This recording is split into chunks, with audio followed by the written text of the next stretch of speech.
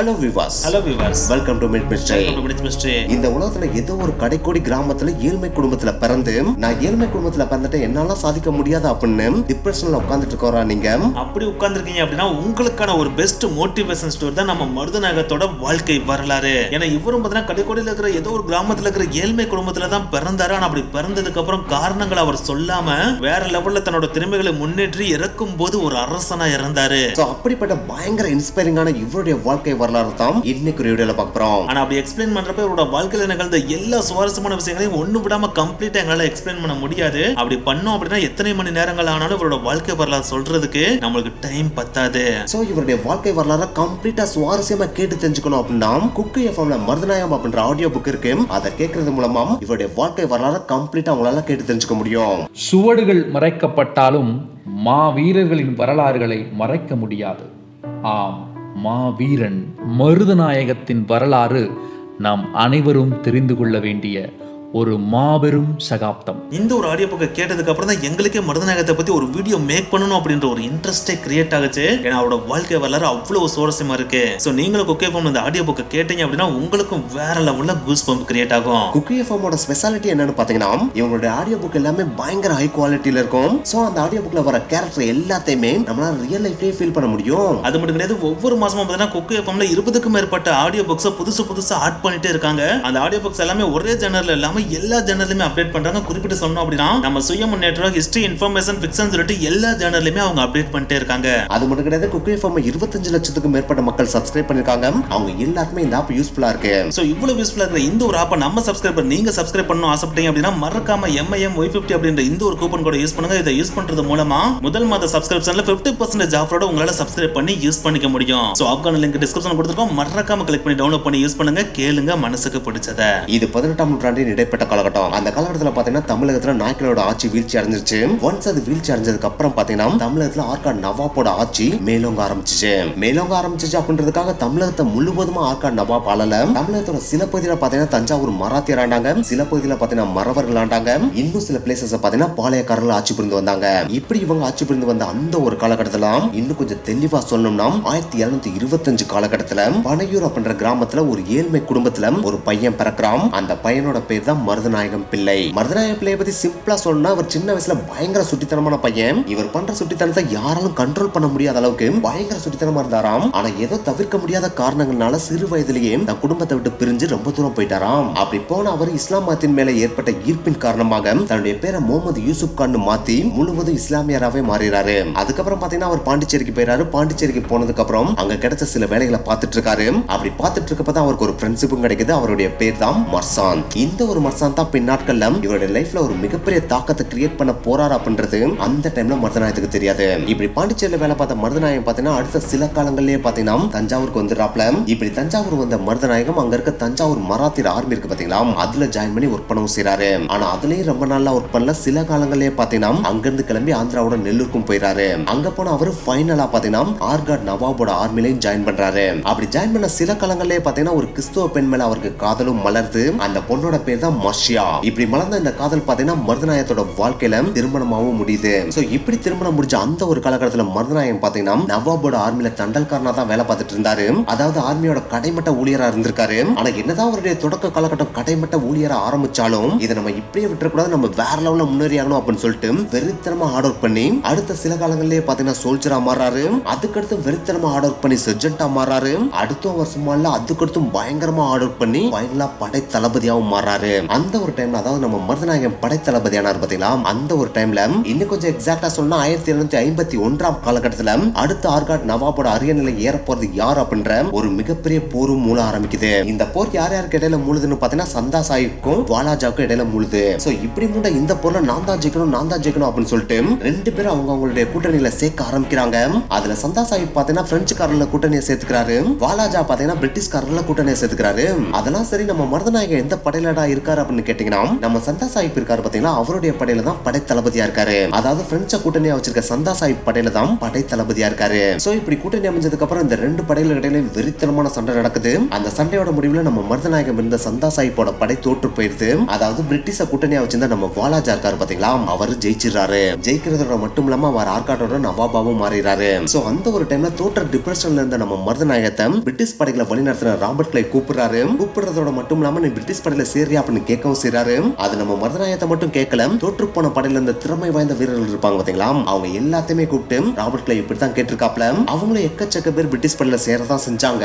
அதுல ஒருத்தர் தான் முகமது யூசுப் கான் என்ற மருதநாயகம். இந்த ஒரு இடத்துல ராபர்ட் கிளைவ்க்கு பாத்தீங்கன்னா யூசுப் கான் என்ற மருதநாயகத்தை பார்த்த உடனே ரொம்ப பிடிச்சிரும். ஏன்னா ஆல்ரெடி போர்ல பாத்தீங்கன்னா யூசுப் கானோட திறமையை பார்த்து ராபர்ட் கிளைவ் வேற லெவல்ல வியந்து போயிருப்பாப்ல. சோ அதனாலே ராபர்ட் கிளைவ் பாத்தீங்கன்னா யூசுப் கான் என்ற மருதநாயகத்தை ஸ்பெஷலா கவனிச்சு அவருக்கு எக்கச்சக்கமான ஸ்கில்ஸையும் போர் யுத்திகளையும் சொல்லி கொடுப்பாரு. அது எல்லாத்தையுமே யூசுப் கான் என்ற மருதநாயகம் வேற லெவல்ல கற்று போர் திறமைகள்ல அதீத திறமைப்படுத்த வீரனாவே மாறுவாரு. சோ இவருடைய திறமையை பார்த்த ராபர்ட் கிளைவ் மட்டும் கிடையாது, பிரிட்டிஷோட ஆட்சியை பாத்தீங்கன்னா பயங்கரமா வியந்து போய் ஆத்தாடி லோக்கல்ல பிறந்த ஒருத்தனுக்கு இவ்வளவு தூரம் போரிடும் திறமை இருக்குமா அப்படின்னு வியந்து போய் அவருக்கு கோல்டு மெடல் கொடுக்குறாங்க. அது மட்டும் கிடையாது, அகில சிப்பாய் படைகளின் தளபதி அப்படின்ற ஒரு பட்டமும் கொடுக்குறாங்க.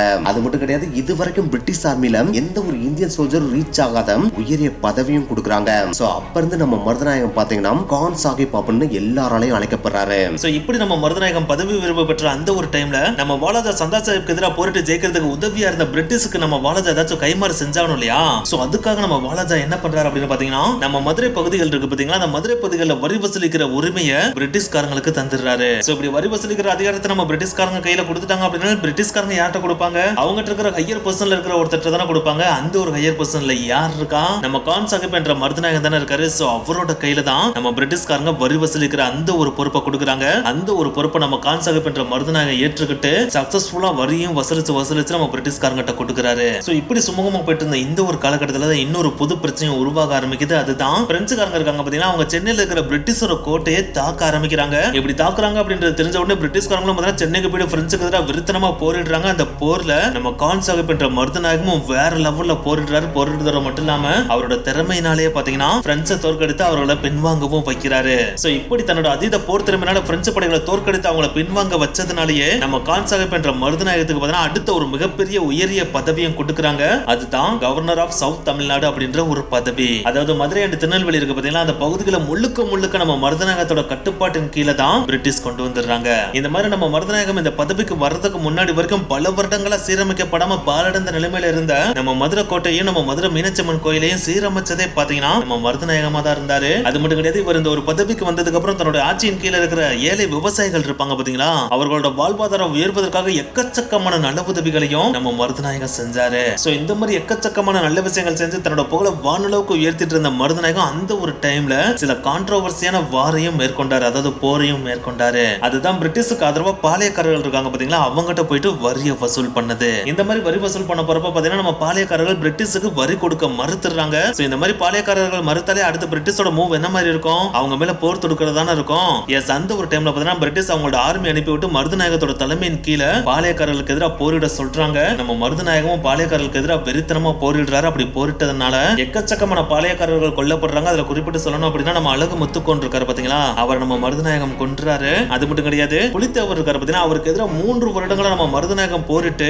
அந்த போரோட உச்சக்கட்ட நிலையில பாத்தீங்கன்னா நம்ம புலித்தேவரையும் மருதநாயகம் வீழ்த்திடுறாரு. இப்படி வீழ்த்தினதோட பலனா எல்லா பாளையக்காரர்களோட பகுதிகளையும் நம்ம மருதநாயகம் அவரோட கட்டுப்பாட்டின் கீழே கொண்டு வந்து அந்த பகுதிகளையும் வரி வசூல் பண்ணி பிரிட்டிஷ்காரங்கிட்ட கொடுக்கிறாரு. இந்த மாதிரி தன்னோட ஆட்சி கீழே இருக்கிற எக்கச்சக்கமான பகுதிகள் இருந்து அளவுக்கு அதிகமான வரி ஒரு அள்ளி கொடுக்கறதுனாலே பாத்தீங்கன்னா பிரிட்டிஷுக்கும் நவாபுக்கும் பாத்தீங்கன்னா எக்கச்சக்கமான செல்வ புலங்கள் பெருகிக்கிட்டே இருக்கு. அது மட்டும் கிடையாது, எக்கச்சக்கமான இடங்கள்ல போயிட்டு போரிட்டு ஜெயிச்சிட்டு இருக்காரு இல்லையா, அதனாலே நம்ம மருதநாயகத்தோட புகழ் பாத்தீங்கன்னா வானளவுக்கு பறந்து விரியவும் ஆரம்பிக்குது. சோ அப்படி நம்ம மருதநாயகத்தோட புகழ் பயங்கரமா பறந்து விரிந்துட்டு இருந்த அந்த ஒரு டைம்ல இன்னொரு பக்கம் நம்ம ஆற்காடு நவாப் இருக்காரு பாத்தீங்களா, அவருக்கு நம்ம மருதநாயகத்து மேல அளவுக்கு அதிகமான பொறாமையும் உருவாக ஆரம்பிக்குது. அந்த ஒரு டைம்ல ஆற்காடு நவாப் இருக்காரு பாத்தீங்களா, அவங்க ஹைதராபாத் நிஜாமோட டைரக்ட் கண்ட்ரோல்ல இருந்தாங்க. அதாவது ஹைதராபாத் நிஜாமுக்கு கீழே ஆற்காடு நவாப் இருந்தாங்க. அந்த டைம்ல ஹைதராபாத் நிஜாமுக்கு பாத்தீங்கன்னா மருதநாயகத்தோட திறமை வேற லெவல்ல புடிச்சு போயிடுது. ஆத்தாடி நீ என்னடா இவ்வளவு திறமை வாய்ந்தவனா இருக்க, அப்புறத்துக்கு நீ சாதாரண ஒரு கவர்னரா இருக்கணும், பேசாம நீ தென் தமிழத்தோட நவாபாவே மாறிக்க அப்படின்னு சொல்லிட்டு அவரை நவாபா அனௌன்ஸ் பண்ணிடுறாங்க. இந்த ஒரு நவாப் அப்படின்ற அரியணை நம்ம மருதநாயகத்துக்கு வெறித்தனமான சந்தோஷத்தை கொடுத்தாலும் இன்னொரு பக்கம் இதுக்கு முன்னாடி ஆற்காடு நவாபா இருந்தவருக்கு வெறித்தனமான கோபத்தை கிரியேட் பண்ணுச்சு. இந்த கோபத்தோட பவரோட வெளிப்பாட சில சூழ்ச்சிகளையும் பண்றாரு. அதுதான் யூசுப் கான் என்ற மருதநாயகம் சீக்கிரட்டா ஒரு ஆர்மியை ரெடி பண்ணிட்டு இருக்காப்ல. அந்த ஆர்மியை வச்சு பிரிட்டிஷ் அழிக்கிறதா அவருடைய குறிக்கோள் அப்படின்ற வதந்தியை ஆர்காட் நவாப் பரப்ப ஆரம்பிக்கிறாரு. இந்த வதந்தி நாளடைவுல பாத்தீங்கன்னா காட்டு தீ மாதிரி பரவி இங்கிலீஷோட காதலுக்கு எட்ட ஆரம்பிக்குது. அப்படி எட்டின உடனே பாவம்னு சொல்லிட்டு இவனுக்கு உயரிய பதவி கொடுத்தான், இவன் நமக்கு எதிராவே போரிட வரானா அப்படின்னு சொல்லிட்டு வதந்திய உண்மைன்னு நினைச்சு முந்தைய ஆர்காட் நவாப்போட கூட்டணி வச்சு நம்ம யூசுப் கான் என்ற மருதநாயகத்தை கைது பண்ண வராங்க. இந்த ஒரு விஷயம் நம்ம யூசுப் கான் என்ற மருதநாயகம் காதுகளுக்கு எட்டுது. அப்படி எட்டின உடனே உங்களுக்கு விசுவாசம் வந்ததுக்கு நீங்க காட்டுற நன்றி இதுதானடா அப்படின்னு சொல்லிட்டு இனிமேல் நீ என் பக்கத்துல நெருங்க முடியுதான் நீயே பாப்படா அப்படின்னு சொல்லிட்டு பிரிட்டிஷ்க்கும் முந்தைய ஆர்காட் நவாபுக்கு எதிராக ஒரு மிகப்பெரிய படையை திரட்டுறாப்ல. அது மட்டும் கிடையாது, தன்னுடைய படையை இன்னமும் வலுப்படுத்தணும் அப்படின்றதுக்காக பிரெஞ்சுக்காரர்களோடையும் கை கோர்க்கிறாரு. இதுக்கெல்லாம் மேல இனிமேல் தென் தமிழத்தோட அரசனை நான் தாண்டா அப்படின்னு சொல்லிட்டு பெருத்தனமா அனௌன்ஸ் பண்ணவும் செய்யறாரு. உன்னை பாவம்னு சொல்லிட்டு ஆளுநரா நியமிச்சா நீயே உன்னை அரசன் சொல்லிக்கிறியா அப்படின்னு சொல்லிட்டு ஒரு மிகப்பெரிய படையை தட்டிட்டு மருதநாயகத்துக்கு எதிராக வர்றாங்க. சோ மருதநாயகத்துக்கும் பிரிட்டிஷ்க்கு எதிராக ஒரு மிகப்பெரிய போர் நடக்குது. அந்த போர்ல ஃபர்ஸ்ட் அவங்க மதுரை கோட்டையை தகர்க்க ட்ரை பண்றாங்க. ஆனா என்னதான் அவங்க ட்ரை பண்ணாலும் அவங்களால மதுரை கோட்டையை தகர்க்கவே முடியல. ஏன்னா மருதநாயகம் அவருடைய படையை பார்த்தீங்கன்னா அவ்வளவு வலுப்படுத்தி வச்சிருந்தாரு. அதனால பிரிட்டிஷால கொஞ்சம் கூட முன்னேறி வர முடியல. சோ அதனால வேற வழியே இல்லாம இதுக்கு மேல நம்ம முன்னேற முடியாது, நம்ம பின்வாங்கிடுவோம் அப்படின்னு சொல்லிட்டு அங்கிருந்து தெரிச்சு ஓடிடுறாங்க.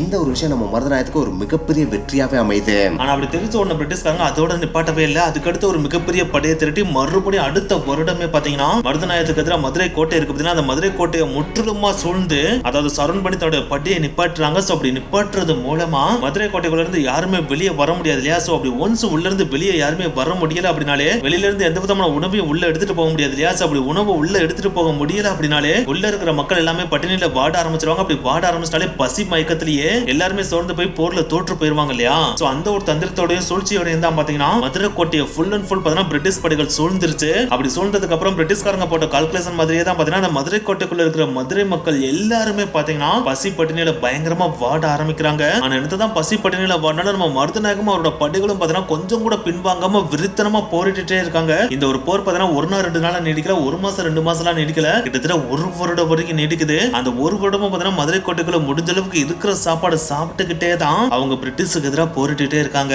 இந்த ஒரு விஷயம் பாத்தீங்கன்னா பிரிட்டிஷ்க்கு ஒரு மிகப்பெரிய பின்னடைவை கொடுக்குது. என்னடா அவங்க பசி பட்டினியில இருந்தா பின்வாங்கிடுவாங்க, நம்ம ஜெயிச்சிருவோம் அப்படின்னு நினைச்சிட்டு இருந்தோம். ஆனா அவங்க விட்டு கொடுக்குற மாதிரியே தெரியலையே, அவங்க பயங்கர வலிமையா தான் இருக்காங்க. சோ இவங்களை நம்ம இந்த மாதிரி எல்லாம் போரிட்டு ஜெயிக்கவே முடியாது, நம்ம வேற ஏதாச்சும் ஒரு பிளான போடணும் அப்படின்னு சொல்லிட்டு சீக்கிரட்டா பிரிட்டிஷ் பாத்தீங்கன்னா ஒரு மிகப்பெரிய சூழ்ச்சியை கிரியேட் பண்ண ஆரம்பிக்கிறாங்க. அந்த ஒரு சூழ்ச்சி வேற எதுவும் கிடையாது, நம்ம மருதநாயகத்தோட க்ளோசஸ்ட் ஃப்ரெண்ட் 2 பேரை விலைக்கு வாங்கணும் அப்படின்றதுதான் அது. அந்த 2 நெருக்கமான நண்பர்கள முதல் நெருக்கமான நண்பர் வேற யாரும் கிடையாது. இந்த கதையோட தொடக்கத்துல நம்ம சொன்னோம் பாத்தீங்கன்னா பாண்டிச்சேரியில இருந்த ஒரு ஃப்ரெண்டு, அதாவது மர்சாந்த் அப்படின்னு சொல்லிட்டு ஒருத்தர் சொல்லியிருந்தோம் பாத்தீங்கன்னா, அவர் தான் பிரிட்டிஷ்காரங்க முதல் விலைக்கு வாங்குறாங்க. அடுத்து 2வது விலைக்கு வாங்கின நெருங்கிய நண்பர் யாருன்னா ஸ்ரீனிவாச ராவ் அப்படின்ற இன்னொருத்தர்.